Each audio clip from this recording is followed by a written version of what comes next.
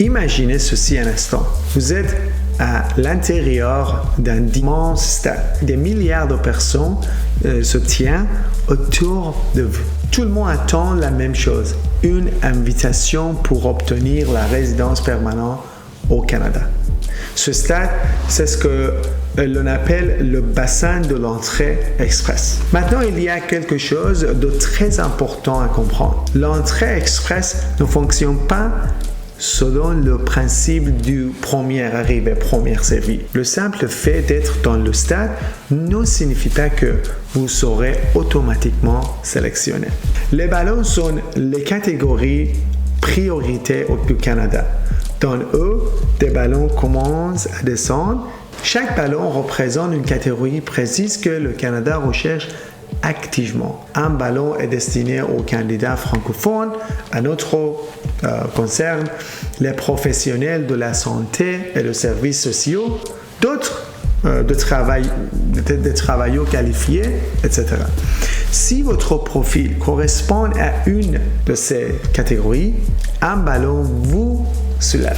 C'est ainsi que vous recevez une ITA, 3 programmes et un seul système d'entrée express. L'entrée express comprend en réalité 3 programmes principaux. Le premier s'adresse aux professionnels qualifiés ayant une expérience de travail à l'étranger. C'est le programme de travailleurs qualifiés fédéral. Le deuxième concerne les personnes qui ont déjà une expérience de travail qualifiée au Canada. Il s'agit de la catégorie de l'expérience canadienne. Et le troisième est destiné aux travailleurs de métiers spécialisés, comme la construction, de l'industrie ou les métiers techniques. Lorsque vous créez votre profil Entrée Express, vous êtes placé dans le stade et évalué selon un ou plusieurs de ces programmes. Qu'est-ce que fait montrer un ballon?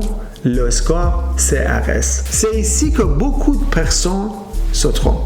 Même si vous êtes admissible, le Canada a besoin d'un moyen pour décider qui sera sélectionné en premier. C'est là qu'intervient le score CRS.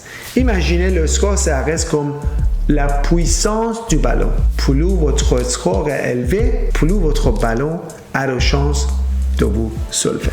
Votre score CRS dépend notamment de votre âge, niveau d'études, compréhension linguistique et votre expérience professionnelle. Pourquoi la stratégie est essentielle ici? Voici le point que beaucoup de candidats ignorent. Parfois, des personnes avec un score CRS plus bas sont sélectionnées avant d'autres, simplement parce qu'elles correspondent à la bonne catégorie. C'est pour cette raison que l'entrée express ne repose pas uniquement sur un score élevé. Il s'agit avant tout de stratégie et de compréhension du fonctionnement réel du système de sélection. Que se passe-t-il après avoir reçu une ITA? Recevoir une ITA signifie que vous êtes officiellement invité à présenter une demande de résidence permanente canadienne.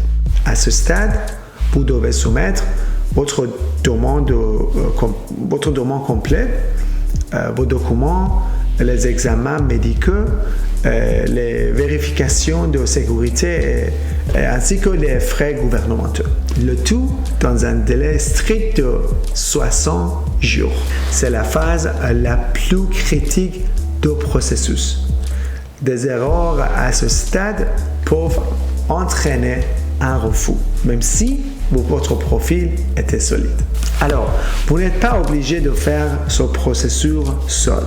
Notre équipe accompagne les candidats à chaque étape du processus de résidence permanente au Canada, de l'évaluation de l'admissibilité et la stratégie CRS jusqu'à dépôt final de la demande. Merci et si vous aimez notre vidéo, likez et abonnez-vous.